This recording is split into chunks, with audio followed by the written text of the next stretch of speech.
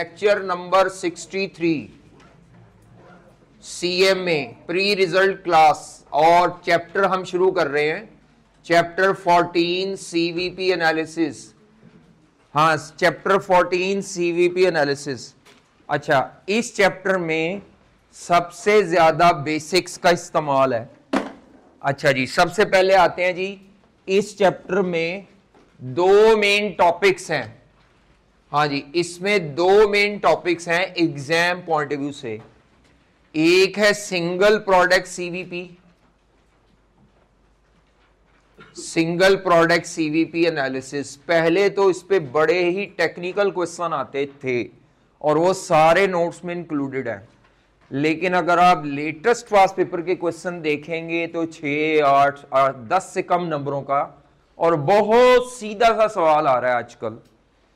तो पता कोई नहीं होता आई कैप का, इसीलिए करें आप सारी प्रैक्टिस। तो सिंगल प्रोडक्ट सीवीपी एनालिसिस में इदारे की एक प्रोडक्ट होगी, मल्टी प्रोडक्ट सीवीपी, इसमें इदारे की मल्टीपल प्रोडक्ट्स होंगी। सीवीपी क्या होता है? Cost volume profit analysis.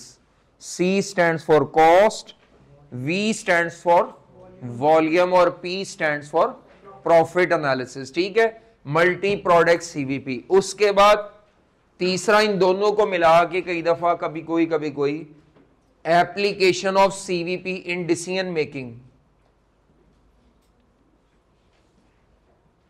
बाकी अब अगर कोई सवाल इसमें से आता है तो वो जर्नल मैथ का सवाल हो सकता है, या वो मिसलीनियस क्वेश्चन के तौर पे मैंने रखे हुए हैं, मिसलीनियस क्वेश्चंस।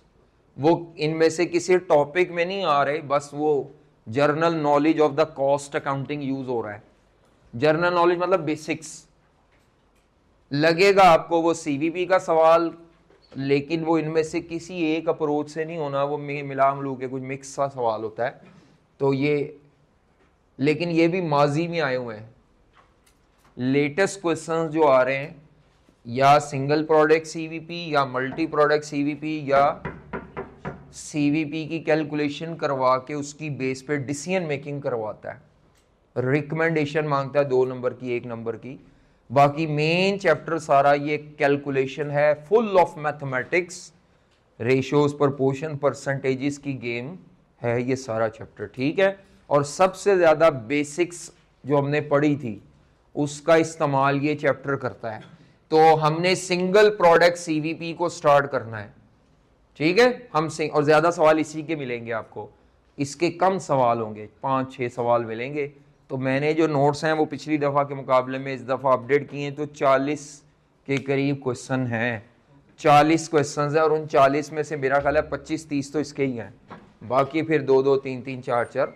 तो ये प्रैक्टिस ज्यादा है इसकी। ठीक है, तो आप लोगों ने ये टॉपिक शुरू करना है, लेकिन उससे पहले हम आते हैं, जरा थोड़ी सी नोट्स बंद कर दें, थोड़ी सी बातें हम अपनी बेसिक्स की रिवाइज कर लें। सबसे पहले इस टॉपिक का पर्पस क्या है? इस टॉपिक का पर्पस क्या है बेटा? इस टॉपिक का पर्पस है सेल्स की प्लानिंग। इदारा अपनी सेल्स को प्लान करता है इसकी बेस पे, या सेल्स के मुतालिक डिसीजन मेकिंग भी कह सकते हैं। इस टॉपिक का मकसद क्या है? Planning of the sale, planning decision making of the sale, planning and decision making of sale. यानी इस क्वेश्चन में रिक्वायरमेंट में सेल से मुतल्लिका ही कोई रिक्वायरमेंट होगी। सेल से क्या मुराद है? या तो आप इसमें सेल वॉल्यूम प्लान करेंगे, या आप सेल रेवेन्यू प्लान कर रहे होंगे, या इवन आप एक यूनिट की सेल प्राइस भी प्लान कर सकते हैं। तो इस टॉपिक का मकसद प्लानिंग ऑफ द सेल है। किस चीज की प्लानिंग है? इसकी रिक्वायरमेंट में उसने कहा होगा how many unit should be sold to achieve the profit of 2 lakh रुपए, हाउ मैनी यूनिट्स या how much revenue should be generated to earn the profit. या how many unit should be sold if company wants to achieve break even. एक लफ्ज बार बार मिलेगा, break even. Break even का मतलब होता है वो कम से कम वॉल्यूम बेचे कि हमारा इदारा ना प्रॉफिट कमा रहा हो ना लॉस पे हो। ब्रेक इवन मींस वो कम से कम सेल, वो कम से कम सेल आपके इदारे को क्या करनी चाहिए कि आपका इदारा ना प्रॉफिट कमाए ना लॉस कमाए। तो ना प्रॉफिट ना लॉस, उसके लिए सेल की प्लानिंग को ब्रेक इवन सेल वॉल्यूम कहते हैं। तो बेटा आपने इसमें सेल वॉल्यूम प्लान करना है या sale revenue. Definitely volume units में होगा, जो रेवेन्यू है वो रुपीज में होगा, ठीक है। और ये सेल प्राइस पर यूनिट भी किस में होगी, रुपीज में होगी। तो इस टॉपिक का मकसद है planning of the sales, planning of the sales, ठीक है। प्लानिंग और प्रोडक्शन नहीं। अगर किसी सवाल में प्रोडक्शन आ जाए प्लानिंग, तो वो सीवीपी के बाद तो कुछ एक्स्ट्रा करा सकता है, लेकिन सीवीपी का ताल्लुक सेल प्राइस से, सेल यूनिट से है। अच्छा, अब इसमें आते हैं सीवीपी को अप्लाई करने की अप्रोच क्या है। जब भी आपने सीवीपी एनालिसिस कंडक्ट करना है, और मैं सिंगल प्रोडक्ट से पहले बेसिक्स बता रहा हूं, जब भी आपने सीवीपी अप्लाई करना है तो इसको अप्लाई करने की अप्रोच क्या है, यानी क्वेश्चन को कैसे टैकल करना है। तो बेटा इसमें दो मेन स्टेप्स होते हैं। पहला स्टेप ये है कि आपने, जैसे ईओक्यू वाले टॉपिक में नहीं मैं कहता था ये इतनी चीजें ढूंढ लो, तो इसका भी क्वेश्चन पढ़ के आपने कम से कम 3 चीजें, ज्यादा से ज्यादा 4 चीजें आपको क्वेश्चन से ढूंढनी है। जिस बच्चे को ये 4 चीजें क्वेश्चन पढ़ के मिल गई हैं तो क्वेश्चन सिंपल है। अगर आपको क्वेश्चन पढ़ के ये 4 चीजें नहीं मिल रही तो फिर आपको प्रॉब्लम आएगी डेफिनेटली, फिर उसमें मिसिंग डाटा है। और आई कैब की आदत है, मिसिंग डाटा है तो इसका मतलब है जवाब देके बैकवर्ड कैलकुलेशन करानी है। 4 चीजें, कौन सी 4 चीजें आपको इसके लिए चाहिए, और चाहिए भी कई दफा खुद ढूंढनी पड़ती हैं। तो सबसे पहले आपको क्वेश्चन पढ़ के उसमें से टोटल फिक्स कॉस्ट सारी बिजनेस की ढूंढनी है, पूरी बिजनेस की फिक्स कॉस्ट ढूंढनी है, प्रोडक्ट की नहीं कह रहा, बिजनेस की फिक्स कॉस्ट ढूंढनी है, fix cost of the business. क्या ढूंढनी है सबसे पहले, फिक्स कॉस्ट। अब अगर आप बात करें मैन्युफैक्चरिंग बिजनेस, तो उसमें 3 तरह की बड़ी फिक्स कॉस्ट होती हैं। Fixed factory FOH, fixed FOH, उसके अंदर अब रेंट भी हो सकता है फैक्ट्री का, और सैलरियां भी हो सकती है, वो तो बहुत ज्यादा है। मोटे मोटे हेड्स बात करूं तो किसी भी मैन्युफैक्चरिंग बिजनेस की जो फिक्स कॉस्ट, हाँ जी, फिक्स कॉस्ट ऑफ बिजनेस में बड़ी बड़ी 3 फिक्स कॉस्ट आती हैं। फैक्ट्री की फिक्स कॉस्ट, जिनको हम फिक्स्ड एफओएच कहते हैं। अब आगे उसके नाम यहां लिखे हुए हैं नोट्स में, बेसिक में से आपने रट्टा लगाए हुए हैं। उसके अलावा आपको फैक्ट्री के अलावा सेलिंग और मार्केटिंग की फिक्स कॉस्ट, और तीसरी फिक्स कॉस्ट होती हैं एडमिन फिक्स कॉस्ट। किसी भी सवाल में मोटी मोटी ये 3 तरह की फिक्स कॉस्ट होंगी। अब वो चाहे इन नामों से दे दे या वो आपको 8 एक्सपेंस दे दे, अब आपने वो 8 फिक्स एक्सपेंस को टोटल करना होगा। मेरी बात समझ आ रही है? टोटल फिक्स कॉस्ट चाहिए। अगर वो आपको प्रोडक्ट वाइज दे दे तब भी आप उसको कहें नहीं जी मुझे प्रोडक्ट वाइज नहीं चाहिए, मुझे तो बिजनेस की टोटल चाहिए, आपने उसको एडअप कर लेना है। फिक्स कॉस्ट आपको प्रोडक्ट वाइज नहीं चाहिए, फिक्स कॉस्ट आपको पर यूनिट पे नहीं चाहिए, फिक्स कॉस्ट आपको पूरे बिजनेस की चाहिए। Business means factory, sales, marketing, पूरे इदारे की फिक्स कॉस्ट सवाल में ढूंढनी है। अगर दी हुई है उसने फिक्स कॉस्ट 5 लाख रुपए टोटल, बस कोई ब्रेकअप नहीं, तो वो बिजनेस की है, ठीक है, सीधी सीधी। उसके बाद दूसरी चीज आपको जो चाहिए, तरतीब आगे पीछे कर सकते हैं आप, दूसरी चीज आपको चाहिए cell price per unit product की।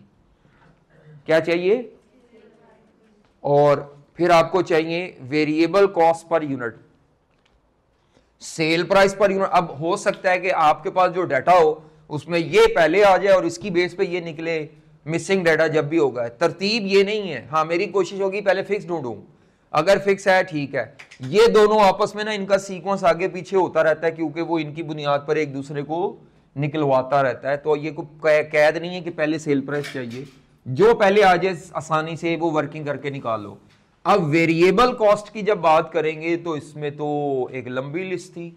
मटेरियल भी वेरिएबल होता है, लेबर भी वेरिएबल होता है नॉर्मली, और उसके अलावा सेलिंग मार्केटिंग कॉस्ट अगर परसेंटेज में दी हो, ये मैंने आपसे पेज पढ़ने का कहा था नोट्स का, तो ये बेसिक्स में पढ़ा हुआ है हमने, बेसिक्स में हमने पढ़ा हुआ है। ठीक है, तो क्वेश्चन को पढ़ के सबसे पहले क्वेश्चन में से फिक्स कॉस्ट ढूंढनी है। ढूंढने का तरीका क्या है वो बताता हूं। सेल प्राइस पर यूनिट ढूंढनी है, वेरिएबल, ये तीन चीजों के बगैर तो सवाल हल नहीं हो सकता। चौथी चीज कभी कभी चाहिए होगी क्वेश्चन में, सेल वॉल्यूम या बजटेड सेल वॉल्यूम कह दें, सेल यूनिट्स क्वेश्चन में, ये चौथी कभी कभी चाहिए, हमेशा नहीं चाहिए। ये डाटा तो मस्ट है। तो सबसे पहले तो ये क्वेश्चन का डाटा पूरा करो। अगर डाटा पूरा है तो जिंदगी आसान है, अगर डाटा पूरा नहीं है तो सारी मेहनत आपकी इधर ही होगी। हाँ, आजकल जो सवाल आ रहे हैं उनमें ये डाटा पूरा होता है, बस 2-3 डिटेल थोड़ी दी होती है, आपने बस जमा करने का काम करना है।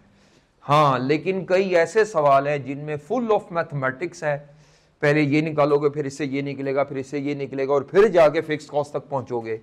एक लंबी सी चेन बनवा देता है, आपको पता ही नहीं चल रहा होता फिक्स कॉस्ट तक कैसे पहुंचना है। वो बड़े कॉम्प्लेक्स सवाल थे और वो सवाल मेरे नोट्स में हैं, लेकिन वो सारे सवाल तब आते थे जब आपका कॉस्ट और एमएफए इकट्ठा था।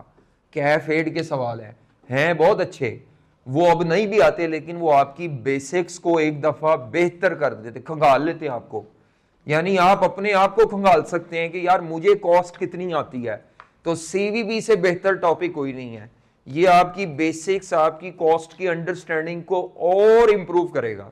मतलब दुआ तो यही करते हैं आसान आए क्वेश्चन, आई कैप का पता कोई नहीं होता, तो आपकी बेसिक्स इससे अच्छी होगी। अच्छा, अब मसला क्या है, fix cost of the business कैसे देखते हैं? तो मैंने आपको बेसिक्स वाले चैप्टर में बताया था, फिक्स कॉस्ट को नामों से देखने वाला तरीका जो है वो बाद में वॉल्यूम्स के थ्रू देखा जाता है। किसके थ्रू? तो नोट्स में लिखा हुआ है।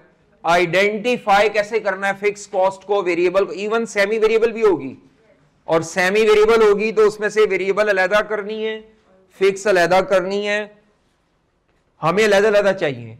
अब वो हाई लो मेथड भी है। तो मैंने नोट्स का पहला पेज पढ़ने को आपको कहा था, जो ऑनलाइन वाले हैं वो भी खुद पढ़ेंगे वो पेज, मैंने नहीं पढ़ाना कि मटेरियल वेरिएबल होता है, लेबर वेरिएबल होती है, बेसिक पढ़ाए हुए हम।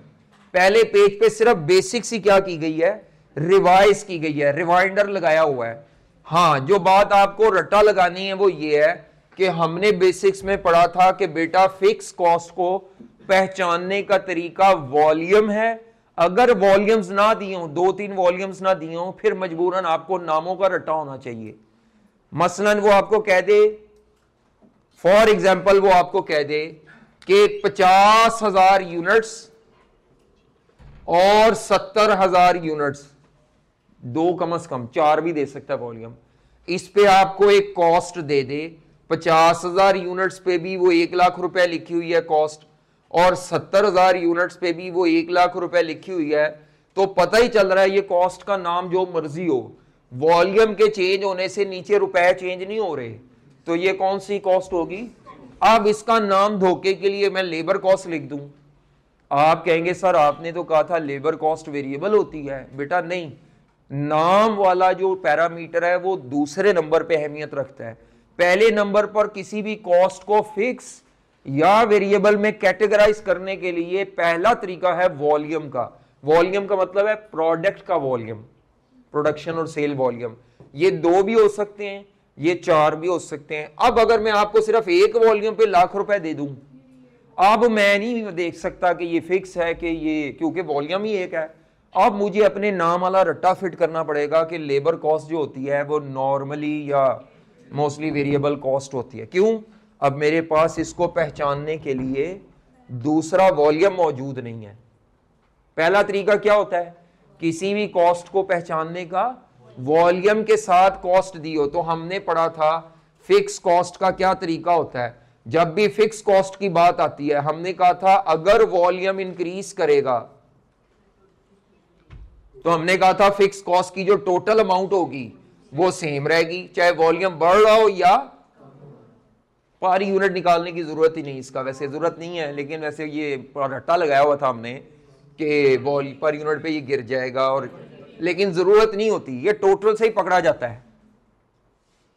ठीक है, वेरिएबल का बताओ वॉल्यूम के साथ, नामों का तरीका नहीं, मुझे नामों का तरीका, नामों का तो रट्टा आपने लगाना है, मुझे ये ज्यादा इंटरेस्ट है इसमें जी।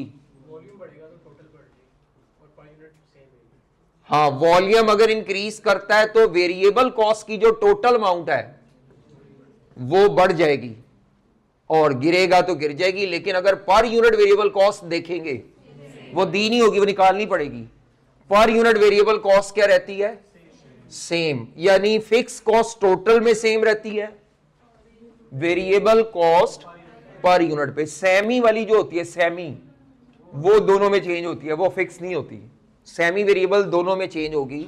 तो उसका बिहेवियर क्या था? वॉल्यूम बढ़ेगा, टोटल सेमी वेरिएबल कॉस्ट बढ़ेगी, पर यूनिट गिरेगी, और पर यूनिट पे ऑपोजिट रिलेशन है, ऑपोजिट, टोटल में डायरेक्ट है और पर यूनिट पे ऑपोजिट है, होनी चेंज है, पर यूनिट पे कांस्टेंट नहीं रहनी इसने, तो ये मेरा ख्याल है उल्ट था शायद, ये वॉल्यूम का था। बाकी नोट्स में नाम लिखे हुए हैं कि अगर ये वॉल्यूम ना दिया हो तो बच्चा नाम से पहचान ले, direct material variable, direct labour volume ना हो, उसके अलावा सेल मैन की कमीशन अगर परसेंटेज में दी हुई है तो वो परसेंटेज सेल पे बेस करती है, किस पे? कोई भी कॉस्ट जो सेलिंग एक्सपेंस है अगर वो टोटल में दिया हुआ है तो फिक्स है, अगर पर यूनिट पे दिया हुआ है, ये सब लिखा हुआ है नोट्स में, और ये मैंने दोबारा रिपीट ही किया है नोट्स, वही बेसिक वाले, कोई नई बात नहीं है इस पेज पे। हाँ, नई बात क्या है कि सीवीपी की एजम्पशंस क्या हैं। जब आप सीवीपी का सवाल कर रहे होंगे तो डेटे के अंदर अंडरलाइंग एजम्पशंस क्या हैं, चलो इस बात को, इसके लिए आपको ये याद होना चाहिए। ये आप लोग नोट्स पे आए, नोट्स पे आप लोग जरा नोट्स पे आए, क्वेश्चन नंबर 8, क्वेश्चन नंबर 8 पे आओ, क्वेश्चन नंबर 8 पे आओ। इसमें एक टेबल दिया होगा, यूनिट्स प्रोड्यूस्ड, आगे हेडिंग दी होगी मटेरियल, लेबर और टोटल फैक्ट्री। ये तो नाम से भी हम चेक कर सकते हैं, लेकिन आपने नाम नहीं, यूनिट्स की बेस पे चेक करो, क्या इसमें मटेरियल वाकई वेरिएबल है, वेरीफाई करो। मटेरियल टोटल में चेंज होना चाहिए, पर यूनिट पे सेम होगा तो वेरिएबल है। चेक करो जरा मटेरियल पर यूनिट कितना आता है, मेरा ख्याल है 24 रुपए आता है, चेक करो सारे बच्चे, चेक करो। 8वें सवाल में कर नहीं रहे सवाल, बस वेरीफाई करना है। मटेरियल वेरिएबल है, 24 रुपए पर यूनिट आएगा तीनों वॉल्यूम्स पे, 3 वॉल्यूम है इसमें, 20 रुपीस। लेबर चेक करो, हर वॉल्यूम पे 25 रुपए पर यूनिट अगर आ रही है तो वो वेरिएबल होगी, टोटल में चेंज हो, पर यूनिट पे सेम हो। ये वाला टेबल वेरीफाई कर रहे हैं, ये वाला टेबल अप्लाई हो रहा है। और जो एफओएच है, एफओएच, हालांकि उसके नाम के साथ आगे लिखा हुआ है कि इसमें फिक्स भी शामिल है, वेरिएबल भी, लेकिन फिर भी वेरीफाई करो। जब आप फिक्स्ड एफओएच का टोटल देखोगे वो भी चेंज हो रहा होगा और पर यूनिट भी चेंज हो रहा होगा, तो वेरीफाई हो गया। It is clearly verified that in this question 8 direct material is variable, direct labour is variable, और क्या है, एफओएच इज, और इस पे हाइलो लगना है, सेमी पे क्या लगना है, हाइलो। अब हाइलो नहीं आता कईयों को, हालांकि मैंने नोट्स के पहले सफे पे उसका भी लिख दिया फॉर्मूला शामूला कि हाइलो कैसे निकालते थे, तो वो आपने खुद करना है, मैंने नहीं कराना, अभी नहीं लगाना हाइलो, बस अभी आप पहचाने। इसके बाद आगे चले, एक और क्वेश्चन आए, इनमें आपने पहचानना है। क्वेश्चन नंबर 12, इसमें पहचानो, 12वें क्वेश्चन में पहचानो, 60,000 बॉटल्स पे डाटा दिया हुआ है और 80,000 बॉटल्स पे। जब भी 2 वॉल्यूम पे डाटा आएगा, एग्जामिनर ने आप पे पाबंदी लगाई है कि वेरीफाई करे बच्चा खुद। ये वॉल्यूम देखने के लिए नहीं दिए हुए, वेरीफाई करो। ये काम करना पड़ेगा आपको कि इसमें फिक्स कौन सी है वेरिएबल। और हाई लो सेमी पे लगता है, सब पे नहीं लगता हाई लो। इसमें वेरिएबल मेरा ख्याल है मटेरियल वेरिएबल होगा शायद। Material is variable cost, question number 12 में। लेबर इसमें सेमी है, धोखा दे गया है। लेबर कॉस्ट इसमें सेमी है क्योंकि टोटल में भी चेंज हो रही है और पर यूनिट पे भी चेंज हो रही है। धोखा दिया है, धोखा। ठीक है, आई कैप एक धोखेबाज एग्जामिनर है। तीसरा वाला फैक्ट्री ओवरहेड भी सेमी है और एडमिन भी शायद सेमी है। सेमी मींस टोटल में भी चेंज होगा पर यूनिट पे, और इसमें फिक्स और वेरिएबल पोर्शन दोनों इंक्लूडेड है, उसको सेमी कहता हूं मैं, सेमी वेरिएबल। ठीक है, सेमी को मिक्स भी कह सकते हैं, mix cost. Semi variable cost को मिक्स्ड कॉस्ट भी कहते हैं, फिक्स भी शामिल। अभी हम कर नहीं रहे, चैप्टर नहीं पढ़ रहे, अभी हम अपनी वो पुरानी बेसिक्स को रिवाइज कर रहे हैं, क्योंकि इस चैप्टर में अगर आपकी बेसिक्स ठीक नहीं है ना तो खूब परेशान होंगे। सवाल नंबर 14 में भी चेक करो। चलो क्वेश्चन 14 में भी टेबल खुद चेक करो। क्वार्टर 1 क्वार्टर 2 2 पीरियड्स का डाटा दिया है और 2 क्वार्टर्स का। वेरीफाई करो खुद करके, चाहे लिख लो आगे कि वेरिएबल कौन सी है, फिक्स कौन सी है, सेमी वेरिएबल कौन सी है। वॉल्यूम ऊपर दिए हुए हैं और ये कैलकुलेटर पे ही वेरीफाई कर लेना, पेपर में लिख के करना, वेरीफाई करना जरूरी नहीं है जी। नहीं वेरीफाई हो रहा लोगों से, लास्ट रो में हो रहा है, करो करो। क्वेश्चन मैंने आपसे पूछना है 14 का। ठीक है, क्वेश्चन 14 है ना। ईएल लेबर भी वेरिएबल है, वो कहते हैं मटेरियल भी वेरिएबल है। फिक्स टोटल से ही पहचानी जाती है, वेरिएबल पर यूनिट से पहचानी जाती है। सेमी वेरिएबल तो दोनों में चेंज होगी, टोटल में भी चेंज होगी और पर यूनिट पे भी। ठीक है, क्वेश्चन नंबर 14 जरा समरी बताओ। मटेरियल वेरिएबल, क्वेश्चन 14 में material variable, labour variable, FOH semi variable और सेलिंग, सेलिंग भी सेमी है, सेलिंग और एडमिन तो फिक्स है, सेम रकम दी हुई है। ऐसे ही है। तो ये आपको वर्किंग्स करके ना, सेमी सुमी को हाइलो से अलहदा करके और सारा ये पूल अप करना पड़ना है टोटल फिक्स को, जहां जहां फिक्स छुपी बैठी है। ये वर्किंग्स बनेगी आपकी कि डाटा इकट्ठा करो। हाँ जी, डाटा इकट्ठा करो। चलो बस ठीक है, और वॉल्यूम्स छोड़ो, बस ठीक है, इतना ही बहुत है पहचानने के लिए। 5 फिक्स्ड एक्सपेंस के नाम बताओ पूरे बिजनेस में, फैक्ट्री जो मर्जी।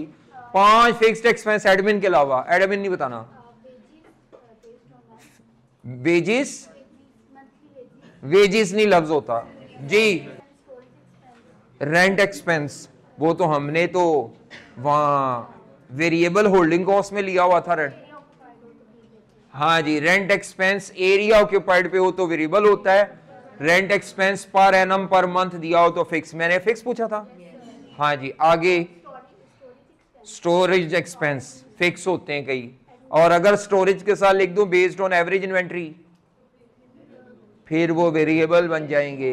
ईओक्यू में पढ़ के आए हो, स्टोरेज बेस्ड ऑन एवरेज। खाली स्टोरेज एक्सपेंस फिक्स है। आगे 3 हुए हैं, एडमिन नहीं दस रहे। आगे चलो, मैंने पता सी एडमिन दस देंगी, बड़ी सियानी कुड़ी है, नहीं बताना।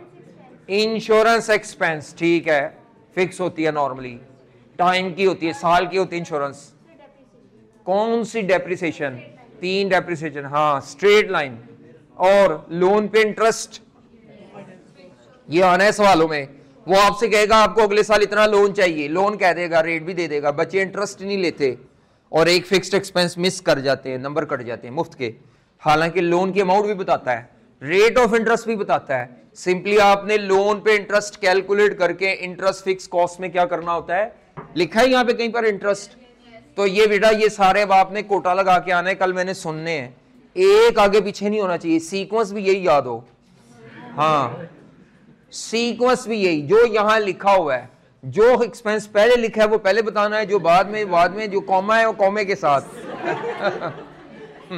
ठीक है, रट्टा ऐसा चाहिए मुझे, रट्टा ऐसा चाहिए, आगे पीछे नहीं करना। अच्छा ये याद कर लेना, कहने का मतलब है सीक्वेंस आगे पीछे एक आधी जगह हो सकता है, वैसे मैं रट्टा हमेशा तरतीब से याद करता हूं, आगे पीछे कहने दो रट्टा क्या है।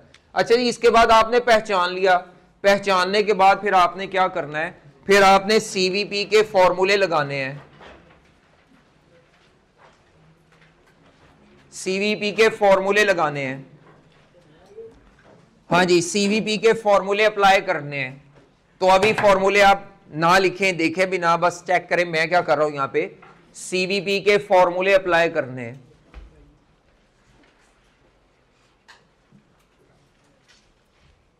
देखें जी जरा, कॉन्सेप्ट पहले समझें।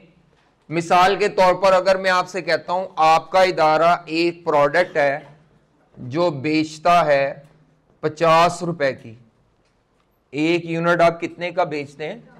50 रुपए का, और वेरिएबल कॉस्ट है 40 रुपए पर यूनिट। कितनी है?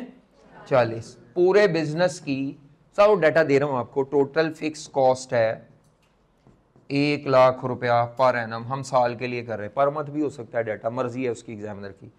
अच्छा मेरा अब सवाल है, अभी कुछ नहीं करना, कोई कैलकुलेशन नहीं, फॉर्मूले कराने हैं, लेकिन सारे फॉर्मूले कैसे बने हुए वो बताने लगा हूं। लेकिन उससे पहले जी भाईजान आपने बताना है, ये क्वेश्चन कॉमन सेंस है, किसी भी कारोबारी मालिक के लिए या मैनेजर के लिए वेरिएबल कॉस्ट टेंशन वाली बात होती है ज्यादा, या उसके लिए फिक्स कॉस्ट दर्द सर होती है? बोलना नहीं बाकियों ने, क्यों फिक्स कॉस्ट क्यों दर्द सर है? यार ये तो बढ़नी ही नहीं, ये तो बढ़ती रहती है, ये तो बढ़ती रहती है, तो ये नहीं टेंशन वाली वजह। बोलना नहीं, वो बोलना नहीं, अपने मुंह में अपने दिमाग में बोलो, जबान ना खोलें, वो फिर किसी से पूछूंगा तो जी। तो वॉल्यूम पे डिपेंड करने से क्या होता है?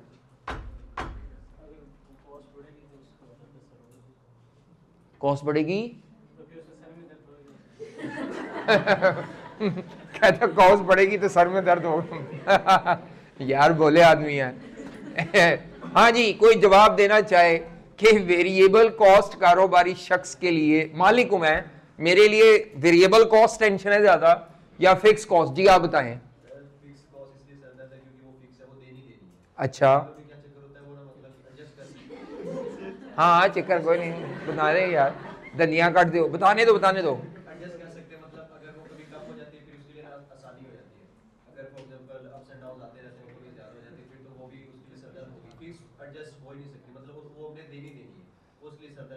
अच्छा ये जो एडजस्ट की बात कर रहे हैं, इनको थोड़ा मैं बेहतर अल्फाज में सुनना चाहूंगा, गलत नहीं कह रहे वो, मैं फिलहाल एडजस्टमेंट की बात को जरा बेहतर अंदाज में सुनना चाहूंगा। कोई और बताएं, लास्ट मैन।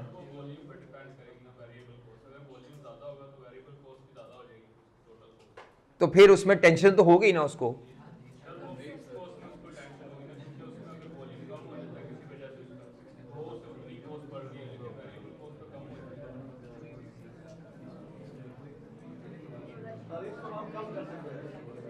हाँ जी सर, वेरिएबल कॉस्ट हम जितने यूनिट्स पे लाएंगे उस हिसाब से पड़ेगी, तो इसमें जब हम यूनिट सेल करेंगे तो वो वेरिएबल्स हो जाएगी। हाँ एक्चुअली वेरिएबल ये बात है, वेरिएबल कॉस्ट हमारी दर्द सर क्यों नहीं है? आप जितना ज्यादा वॉल्यूम बना के बेचोगे वेरिएबल खर्चा पड़ेगा नहीं, खाली रेवेन्यू भी उतना जनरेट होगा। तो एक्चुअली आपको बस ये कहना था सर, वेरिएबल कॉस्ट ज्यादा होना हमारी टेंशन इसलिए नहीं बनती क्योंकि उतना वॉल्यूम ज्यादा बनेगा तो रेवेन्यू भी तो ज्यादा आएगा। हाँ मसला किसका है?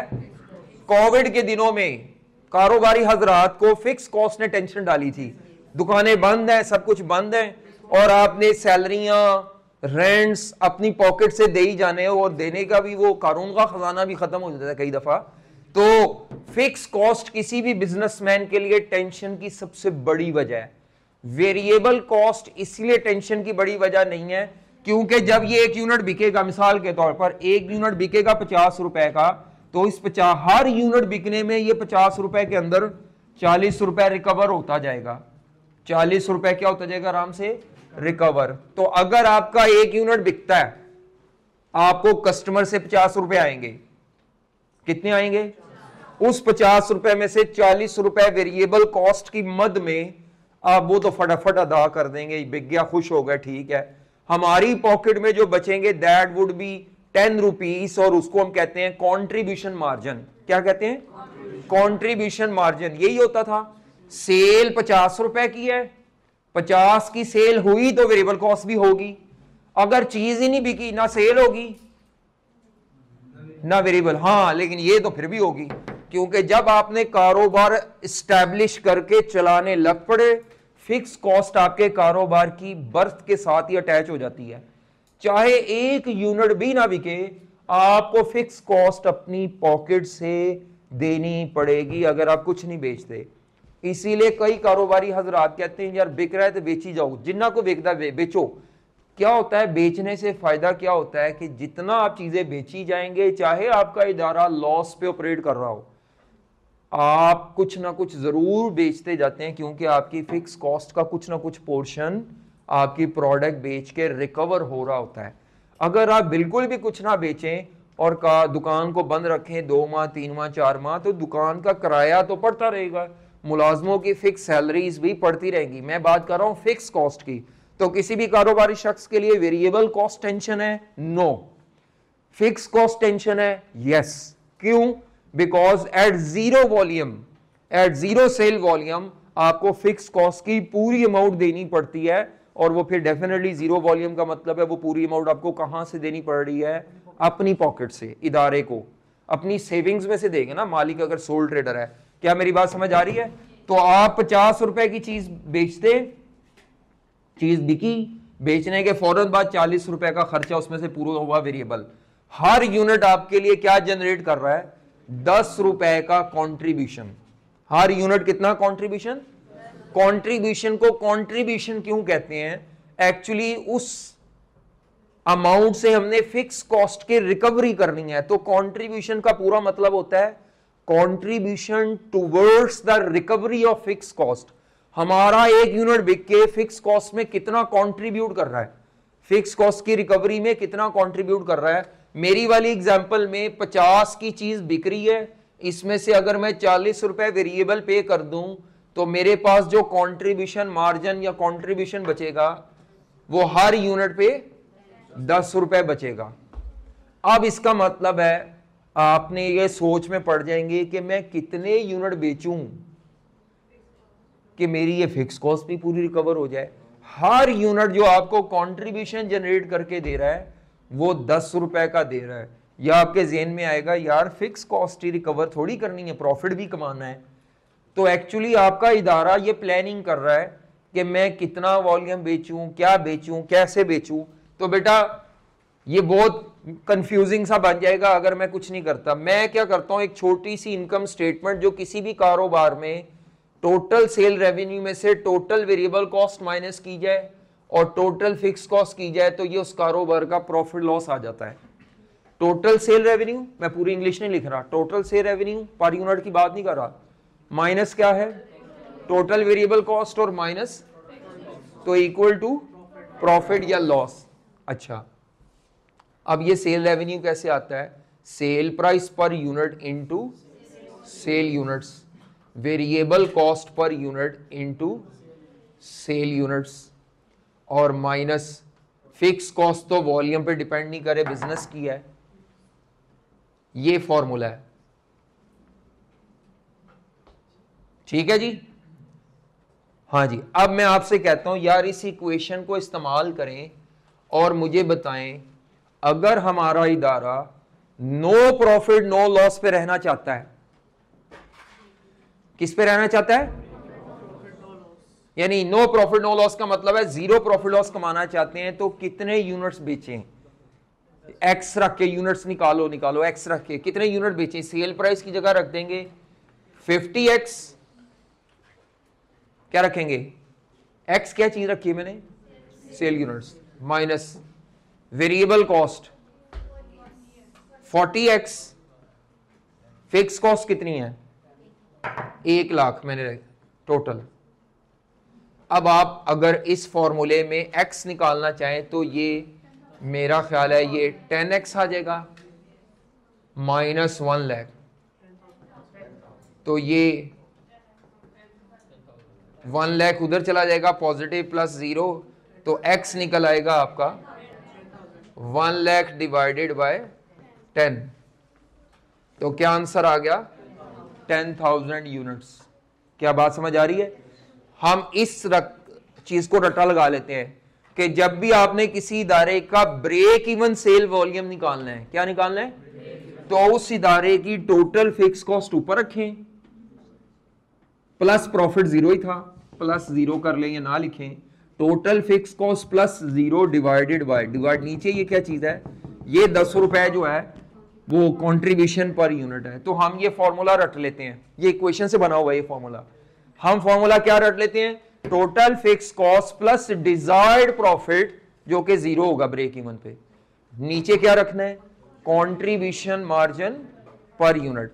अगर मैं कहूं नहीं नहीं नहीं नहीं हमने तो 20,000 का प्रॉफिट कमाना है, कितना प्रॉफिट कमाना चाह रहे हैं, तो आप कहेंगे सर जी दोबारा सारा क्यों सॉल्व करते हैं, ये जो 1 लाख ऊपर आपने रखा है ना, इसी के अंदर 20,000 का प्रॉफिट ऐड करें 0 की जगह, आपका जवाब 12,000 आ जाएगा। इसको भी कर सकते हैं चेंज, यहाँ जहां जहां 0 मैंने लिखा हुआ था वो 0 की जगह आप 20,000 लिख लें।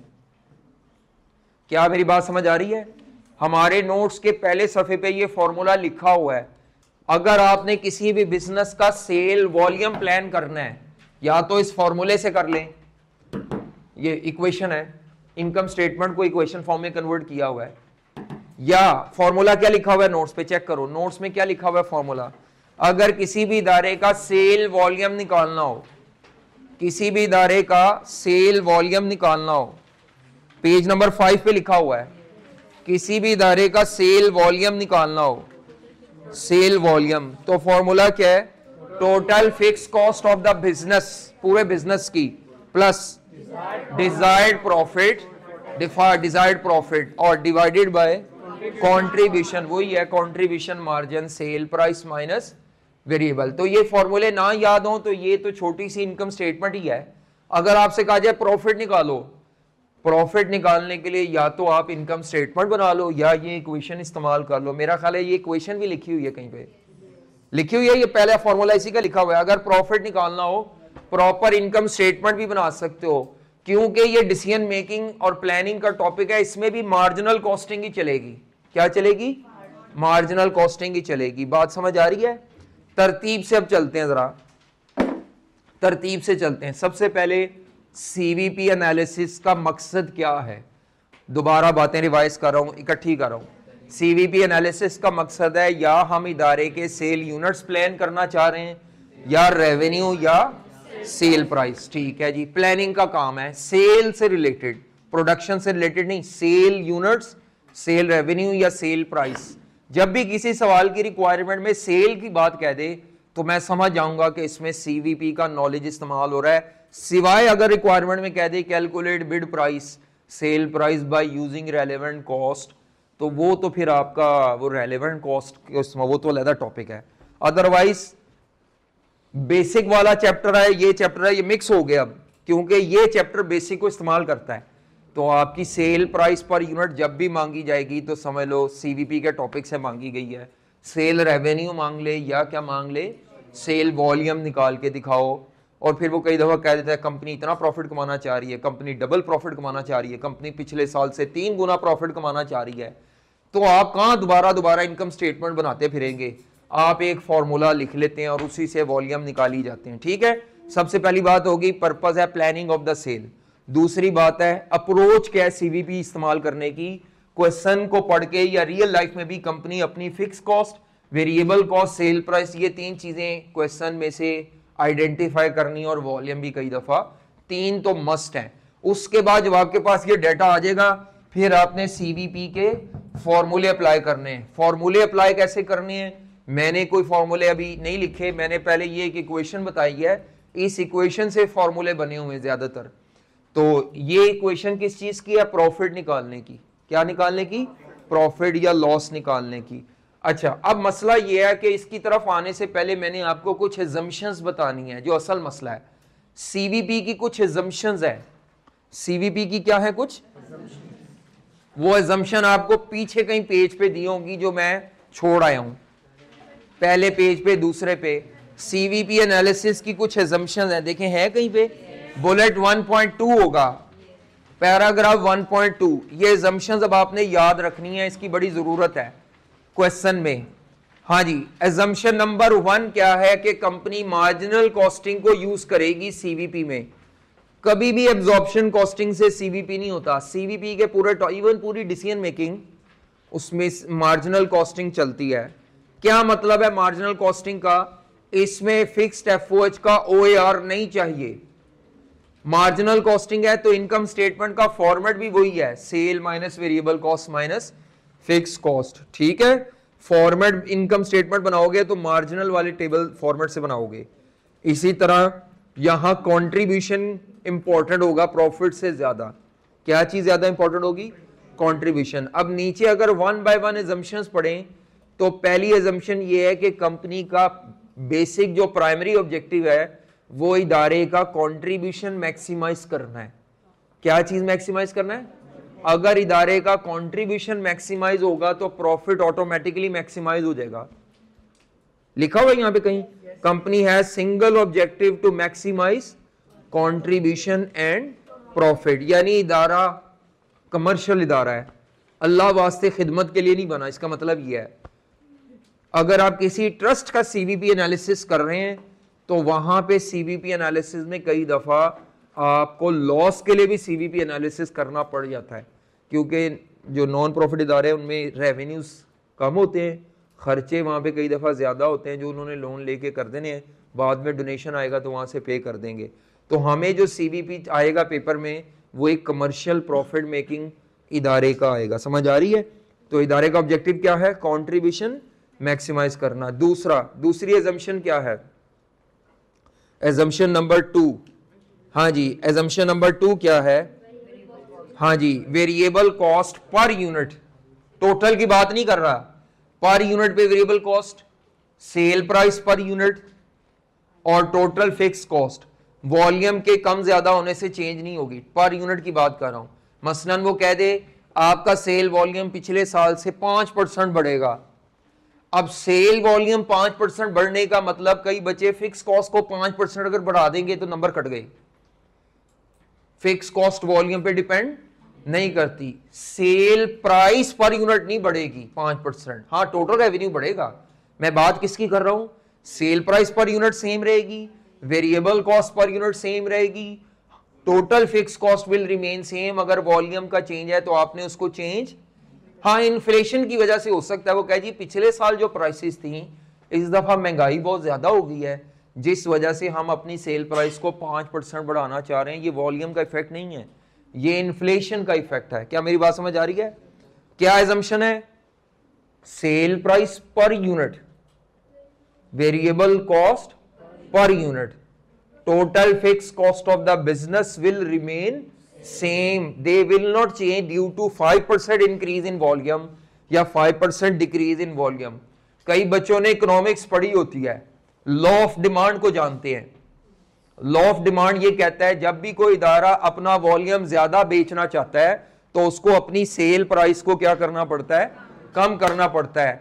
या अगर इदारा प्राइस बढ़ाता है तो वॉल्यूम गिर जाएगा। तो प्राइस से क्वांटिटी डिमांडेड को हम यहां सेल यूनिट्स कहते हैं। तो वो बच्चे इकोनॉमिक्स की वजह से ये फिट करने की कोशिश करते हैं, आपने वो वाली इकोनॉमिक्स फिट नहीं करनी। आपको अगर उसने कहा कि प्राइस कम हो रही है, ज्यादा हो रही है, तो एक अलग बात है। अदरवाइज यूनिट के कम ज्यादा होने से आपने प्राइस को कम ज्यादा नहीं करना। पर यूनिट की बात कर रहा हूं। किसकी? क्या एजम्पशन है? पहली एजम्पशन मार्जिनल कॉस्टिंग यूज होगी, दूसरी एजम्पशन कंपनी का ऑब्जेक्टिव है कंट्रीब्यूशन और प्रॉफिट मैक्सिमाइज करना, तीसरी एजम्पशन है अगर क्वेश्चन साइलेंट है तो वॉल्यूम में 5% इंक्रीज डिक्रीज से ना आपने फिक्स कॉस्ट चेंज करनी है, ना आपने cell price per unit change करनी है ड्यू टू वॉल्यूम, ना आपने पर यूनिट वेरिएबल कॉस्ट को चेंज करना है ड्यू टू वॉल्यूम। इकोनॉमिक्स में कॉन्सेप्ट है कि जब आप ज्यादा वॉल्यूम बना के बेचते हैं तो इकोनॉमीज ऑफ स्केल आते हैं। इकोनॉमीज ऑफ स्केल आने से एक यूनिट की कॉस्ट कम बनती है। ऐसी बातें अपनी तरफ से अज्यूम नहीं करनी, खुद कहेगा तो कर लेंगे, नहीं तो एजम्पशन वॉयलेट करना आई कैप की आदत है। लेकिन अगर क्वेश्चन में कुछ नहीं कहा गया तो आपने अपनी एजम्पशन पे रहना है और आपने जबरदस्ती चेंज नहीं करना कि वॉल्यूम 5% बढ़ रहा है तो वेरिएबल कॉस्ट पर यूनिट को कई जवान 5% कम कर देंगे sir ji economies of scale. और नहीं, अपनी तरफ से कोई चीज अज्यूम नहीं करनी, ठीक है। एजम्पशन नंबर नेक्स्ट क्या है जी? हाँ जी, इसका मतलब है कंट्रीब्यूशन पर यूनिट भी सेम रहेगा। अगर वॉल्यूम कम हो या ज्यादा हो, प्रोडक्ट का कंट्रीब्यूशन पर यूनिट 10 रुपए रहेगा, क्योंकि ना सेल प्राइस कम ज्यादा हो रही है ना वेरिएबल कॉस्ट पर यूनिट। मैं टोटल की बात नहीं कर रहा। कई बच्चे कहते हैं सर जी वॉल्यूम बढ़ता है तो टोटल रेवेन्यू तो बढ़ता है। बेटा टोटल बढ़ेगा, मैं टोटल की बात नहीं कर रहा। मैं किसकी बात कर रहा हूं? Per unit sale price will remain same, पर unit variable cost will remain same, fix cost total will remain same unless clearly stated by the examiner. Unless clearly stated by the examiner assumption है। अगली assumption क्या है? हाँ जी, जो fix cost लेनी है वो टोटल लेनी है, ना पर यूनिट लेनी है, ना पर आवर लेनी है, ना OAR लेना है। Total fix cost, product wise भी नहीं लेनी, ये मैं पहले बताया हूं, पूरे बिजनेस की फिक्स कॉस्ट लेनी। अगली assumption नंबर 4 क्या है? टैक्स को इग्नोर करना है, क्योंकि टैक्स तो आपने देना ही देना है। जितना प्रॉफिट कमाएंगे उस प्रॉफिट की वजह से टैक्स पड़ेगा। इसीलिए हम जब प्लानिंग करते हैं तो ये जो मैं प्रॉफिट लिख रहा हूं ये प्रॉफिट बिफोर टैक्स है, इसमें से टैक्स पे होना है। इसमें से क्या पे होना है? हमने प्रॉफिट आफ्टर टैक्स से प्लानिंग नहीं करनी, हमने प्रॉफिट बिफोर टैक्स से प्लानिंग करनी। लिखा हुआ है वहां पे। जब भी यहां मैं लिखूंगा किसी भी फॉर्मूले में लूंगा, प्रॉफिट कौन सा होगा? Before tax. कौन सा प्रॉफिट होगा? Before tax. Profit after tax आई कैप दे भी दे तो हम उसे कहेंगे नहीं भाई हमें प्रॉफिट आफ्टर टैक्स नहीं चाहिए, हमें प्रॉफिट बिफोर टैक्स चाहिए। पकड़ो कैलकुलेटर, वही बताने लगा हूं, आपसे कराने लगा हूं। हाँ जी, साइंसदान आई कैप है, मैथ है। हाँ जी जी, आई कैप आपको देगा पैट, बोलना नहीं, खामोशी से करो। आई कैप आपको पैट देता है 1,50,000 रुपए का, ये पैट दिया हुआ है। पैट मींस प्रॉफिट, हमें चाहिए प्रॉफिट बिफोर टैक्स। और क्वेश्चन में क्योंकि कंपनीज है, इंडिविजुअल नहीं है, कंपनीज है तो कंपनी में टैक्स रेट फ्लैट एक ही होता है। बोलना नहीं, जो बचा कर ले, वो अपने कैलकुलेटर पे रकम टाइप करके रखे, मैं आ रहा हूं। तो प्रॉफिट आपने बिफोर टैक्स निकालना है, बोलना नहीं, कैलकुलेटर पे निकालना है। हाँ जी, प्रॉफिट बिफोर टैक्स। कई लोगों ने 187500 निकाला है, ये भी गलत है। तो करना क्या है? सिंपल बात है, देखो प्रॉफिट बिफोर टैक्स में से टैक्स माइनस करो तो प्रॉफिट आफ्टर टैक्स आता है, और ये 25% इस पे लगता है। टैक्स होता है 25% ऑफ पीबीटी। पीबीटी तो नहीं है, एक्स रखो कैलकुलेटर पे, 25% ऑफ एक्स।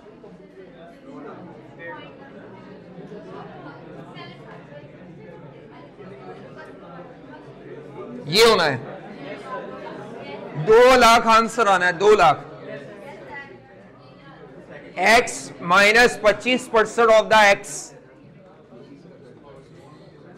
कई बच्चों ने टैक्स इस पे निकाला है, निकलना ही नहीं, निकलता ही पीबीटी पे है। रेट बेस ही पीबीटी पे करता है।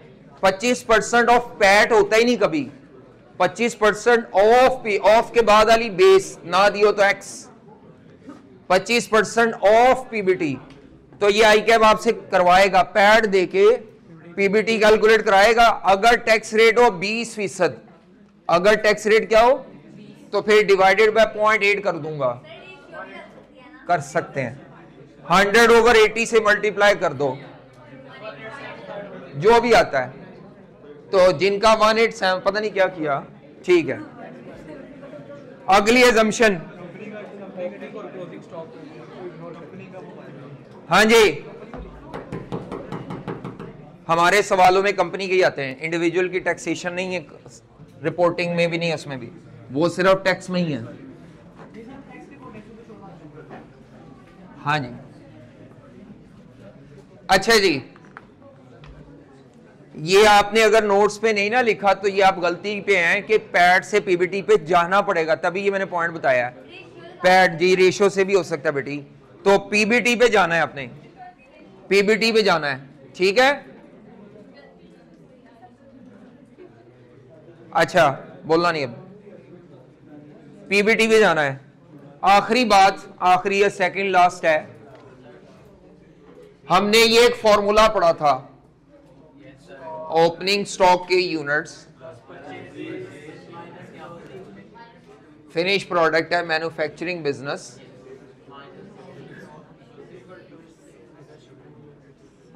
सीवीपी का ताल्लुक सेल के साथ है। सीवीपी का ताल्लुक किसके साथ है? जब भी आप सीवीपी का कोई भी फॉर्मूला लगा रहे हैं, कोई भी कैलकुलेशन कर रहे हैं, ये स्टेप 1 में डाटा पूरा करेंगे, स्टेप 2 में आप सीवीपी का कोई भी फॉर्मूला लगाएंगे तो आप सेल की प्लानिंग कर रहे हैं। किसकी प्लानिंग कर रहे हैं? प्रोडक्शन की प्लानिंग नहीं कर रहे। हमारी अजम्पशन है कि कोई स्टॉक्स नहीं है जब हम सीवीपी के फॉर्मूले लगा रहे हैं। दिया भी हो सवाल में तो इग्नोर करना है पहले, ताकि आप सेल यूनिट तक तो पहुंचे। आपको क्वेश्चन में अगर स्टॉक दिया भी हुआ है वो डाटा कंपाइल करने के लिए तो हो सकता है, अदरवाइज सीवीपी के तमाम फॉर्मूले एज्यूम करते हैं कि कंपनी में ना क्लोजिंग है ना ओपनिंग है, जितने सेल यूनिट्स हैं उतनी प्रोडक्शन यूनिट मैन्युफैक्चरिंग। इसीलिए मैंने यहाँ पे ये यूनिट्स क्यों सेम ली हैं, ये सेम इसलिए ली हैं क्योंकि वो इन्वेंट्री नहीं है, नहीं तो इसमें सेल यूनिट्स आते हैं और इसमें प्रोडक्शन यूनिट्स आते हैं। तो यहाँ पर सेल यूनिट्स और प्रोडक्शन यूनिट सीवीपी के लिए एज्यूम करेंगे सेम। अगर क्वेश्चन में इन्वेंट्री दी हो तो आपने सीवीपी के फॉर्मूलों के लिए इन्वेंट्री को इग्नोर करना है जी। हाँ जी, प्रॉफिट को मैक्सिमाइज करना है, तभी जितने बनाएंगे उतने की सेल एज्यूम कर रहे हैं जी। आखिरी बात क्या है? आखिरी अजम्पशन ये है कि अगर कंपनी की एक से ज्यादा प्रोडक्ट्स हैं, अगर कंपनी की एक से ज्यादा प्रोडक्ट्स हैं, मिसाल के तौर पर 2 प्रोडक्ट्स हैं, कंपनी प्लान करती है इसके हम 25,000 यूनिट बेचेंगे और इसके हम 50,000 यूनिट्स बेचेंगे, 25 और 50 कंपनी ये प्लान करती है। अब 25 और 50 देखने में तो ये यूनिट्स प्लान की हैं, लेकिन बैक एंड पर एक रेशियो चल रही है। कंपनी बैक एंड पर ये प्लान कर रही है इसका 1 यूनिट बिके तो इसके 2 यूनिट बिकेंगे। ये कंपनी की पॉलिसी बन जाती है, इसको सेल्स क्वांटिटी रेशियो कहते हैं। क्या कहते हैं इसको? Sales quantity ratio. और जब भी इदारे की मल्टीपल प्रोडक्ट्स होंगी तो इदारे को ये प्लान पहले करना पड़ता है कि आप किस रेशियो से कौन सी प्रोडक्ट बेचना चाह रहे हैं, आपका लेवल ऑफ डिमांड क्या है। बाद दफा ये डिमांड पे डिपेंड करती है कि इसका एक कस्टमर आएगा तो उसके 2, क्योंकि ये हाईली डिमांड, हाईली प्रॉफिटेबल या हाई डिमांड वाली प्रोडक्ट है। अभी फिलहाल जो बात मैं समझाना चाह रहा हूं वो ये है कि आपकी प्रोडक्ट ए के 25,000 यूनिट बिकेंगे, बी के 50,000 बिकेंगे। अगर आपसे कहा जाए इसकी रेशियो क्या बनती है तो आप कहेंगे सर जी 1:2, और इस रेशियो को बोलते क्या है? सेल्स क्वांटिटी रेशियो, या टेक्निकल जबान में इसको बोलते हैं सेल्स क्वांटिटी मिक्स। क्या बोलते हैं इसको? Sales quantity mix. तो मल्टीपल प्रोडक्ट के केस में जो साल के शुरू में इदारे ने सेल क्वांटिटी का मिक्स प्लान किया था, एजम्पशन ये है कि सारा साल वही रेशो कंटिन्यू होगी और एक्चुअल सेल जो होगी वो भी इसी रेशो के मुताबिक होगी। एक्चुअल सेल इसी रेशो के मुताबिक होगी, एक्चुअल सेल इसी रेशो के मुताबिक होगी, ठीक है। तो सेल्स क्वांटिटी मिक्स का कॉन्सेप्ट 1 प्रोडक्ट वाले टॉपिक में नहीं आएगा, ये आएगा ही मल्टीपल प्रोडक्ट। जरा देखना मैं लिखा हुआ है मल्टीपल प्रोडक्ट्स, एजम्पशंस में कहीं लिखा हुआ है? क्या लिखा हुआ है? Ratio of sales among various products, हाँ, among various products will remain same. तो वही है ना, अमंग वेरियस प्रोडक्ट्स का मतलब है एक से ज्यादा प्रोडक्ट्स होंगी तो ये रेशियो का कॉन्सेप्ट है। सिंगल प्रोडक्ट सीवीपी में नहीं आना, मल्टीपल प्रोडक्ट सीवीपी में। ये बार बार आपको निकालने को मैं कहूंगा, निकालो इदारे का सेल क्वांटिटी रेशियो। आप कहेंगे वो कैसे निकलेगी? तो क्वेश्चन में बजटेड सेल यूनिट्स दिए होंगे, बजटेड सेल यूनिट्स की बुनियाद पर आप बेटा सेल क्वांटिटी मिक्स कैलकुलेट कर सकते हैं। बात समझ आ रही है? अब आगे आ जाएं जनाब। ये फॉर्मूले जो हैं, फॉर्मूले हमने ये जो पढ़ा था, ये इससे हमने फॉर्मूला क्या बनाया था कि अगर आपने किसी भी इदारे में सेल यूनिट्स निकालने हो तो आपने उस इदारे की टोटल फिक्स कॉस्ट लेनी है। वो जो एग्जांपल बनी थी, आपने उस इदारे की क्या लेनी है, प्लस उसमें desired profit before tax add करना है, और नीचे आपने रख लेना है कंट्रीब्यूशन मार्जिन पर यूनिट। अब ये पेज नंबर 5 या 4 पे ये फॉर्मूला लिखा हुआ है। अगर आपने किसी भी इदारे का सेल वॉल्यूम निकालना हो, total fix cost plus desired profit divided by contribution margin पर यूनिट। अब टोटल फिक्स कॉस्ट में सारी लेनी है, चाहे फैक्ट्री की हो, चाहे सेलिंग हो, चाहे एडमिन हो। डिजायर्ड प्रॉफिट दिया होगा, या ये फिगर गिवन होगी, या आप पैट की मदद से निकालेंगे, पैट को कन्वर्ट करके पीबीटी पे आएंगे, वो आपको मैंने बता दिया अभी कैलकुलेटर पे। कंट्रीब्यूशन मार्जिन पर यूनिट कैसे आता है? ये आता है cell price per unit minus variable cost per unit. अब वेरिएबल कॉस्ट में पूरे बिजनेस की जो जो वेरिएबल कॉस्ट हैं, material, labour, variable FOH, variable selling and marketing cost, variable distribution cost, हर किस्म की वेरिएबल कॉस्ट पर यूनिट पे, टोटल नहीं, पर यूनिट पे माइनस करनी है सेल प्राइस में से। हर यूनिट की सेल में से हर यूनिट की वेरिएबल कॉस्ट निकालनी है। जो जवाब रुपीस में आएगा वो कहलाता है कंट्रीब्यूशन मार्जिन पर यूनिट। ऊपर क्या रखना है? टोटल फिक्स कॉस्ट टोटल में है, प्रॉफिट भी टोटलिटी में है, और नीचे जो कंट्रीब्यूशन रखना है वो पर यूनिट पे है। ये फॉर्मूला मैंने नहीं बनाया, इससे रीअरेंज होके बना है, तो वो मैंने अब हमने ये याद कर लेना है कि आपसे जब भी मांगा जाए, अगर वो कह दे calculate break even sale volume, calculate break even sale volume, तो फिर आपने फिक्स कॉस्ट लेनी है, ये लेना है, इसकी जगह 0 फिट कर देंगे। अगर वो कहे calculate sale volume to earn profit of 25,000, तो यहां फिक्स कॉस्ट लेनी है या कंट्रीब्यूशन लेना है, और यहां पे डिजायर्ड प्रॉफिट में 25,000 रुपए। अगर वो आपसे कह दे कंपनी फिक्स कॉस्ट है, डिजायर्ड प्रॉफिट की बजाय प्रॉफिट आफ्टर टैक्स दे दे, तो आपने वो पुट कर देना है। क्या बात समझ आ रही है आपको? अच्छा, अगर वो आपसे वॉल्यूम मांग सकता है तो रुपीस में भी मांग सकता है, रेवेन्यू भी, सेल रेवेन्यू भी मांग सकता है। क्या मांग सकता है? सेल्स रेवेन्यू भी मांग सकता है। अब सेल रेवेन्यू इस फॉर्मूले से नहीं आएगा। सेल रेवेन्यू कैसे आएगा बेटा? ये जो आपका ऊपर वॉल्यूम आया ना, ये जो ऊपर वॉल्यूम आया है, हाँ, जो भी वॉल्यूम का ऊपर आंसर आया है उसको multiply cell price per unit कर दें। जो ऊपर आपके यूनिट्स का आंसर आया है उस आंसर को आप मल्टीप्लाई किससे कर दें? सेल प्राइस से। यानी इसका मतलब है जब भी आपको सेल्स रेवेन्यू निकालना है, you are dependent upon this volume formula. आपको ये फॉर्मूला लगाना पड़ेगा, मजबूरी बन जाएगा आपका। इसीलिए हमारी किताबों ने कहा नहीं, इसका अपना डायरेक्ट तरीका भी होना चाहिए, डिपेंडेंसी ना हो। तो होता क्या है कि ये जो सेल यूनिट्स है इसका पूरा फॉर्मूला इधर फिट कर दिया जाता है, डिवाइडेड बाय कंट्रीब्यूशन मार्जिन पर यूनिट इनटू सेल प्राइस। ये जो यूनिट्स का फॉर्मूला है ना, ऊपर से उठा के इधर फिट कर दिया, तो क्या बनेगा फॉर्मूला फिर? Total fix cost plus desired PBT divided by contribution margin. तो ये यूनिट्स आ जाएंगे, मल्टीप्लाई किससे कर देना है? सेलिंग प्राइस से। और सिंप्लीफाई करके उन्होंने कहा ये भी उड़ा दें इसके साथ से किसी तरह से। तो इसको उड़ाने के लिए ये यहां पे मल्टीप्लाई हो रहा है, नीचे आकर ये डिवाइड में आ जाएगा, तो फॉर्मूला बनता है total fix cost plus desired profit और नीचे सीएम रेशो क्या रख देते हैं नीचे। अब ये सीएम रेशो क्या होती है, एक्चुअली ये जो सेल प्राइस इधर मल्टीप्लाई हो रही है ना, वो इस डिनोमिनेटर में ले जाते हैं। कोई भी चीज अगर मल्टीप्लाई हो रही है डिनोमिनेटर में जाएगी ना, तो वो डिवाइड में आ जाएगी। एक्चुअली इसके पीछे एक स्टेप मैंने मिस कर दिया है।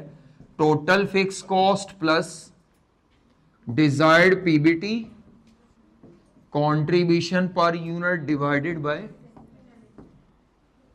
सेल प्राइस जो उधर मल्टीप्लाई हो रही थी उसको नीचे डिनोमिनेटर में ले गया, ताकि फॉर्मूले की शक्ल ऊपर वाली सेम वही हो जाए जो यहां थी। Total fix cost of business plus desired profit. हाँ, नीचे क्या है, कंट्रीब्यूशन मार्जिन को डिवाइडेड बाय सेल प्राइस करेंगे तो जो जवाब आएगा वो कंट्रीब्यूशन मार्जिन रेशो आएगी। दो फॉर्मूले आज आपने मेन किए हैं।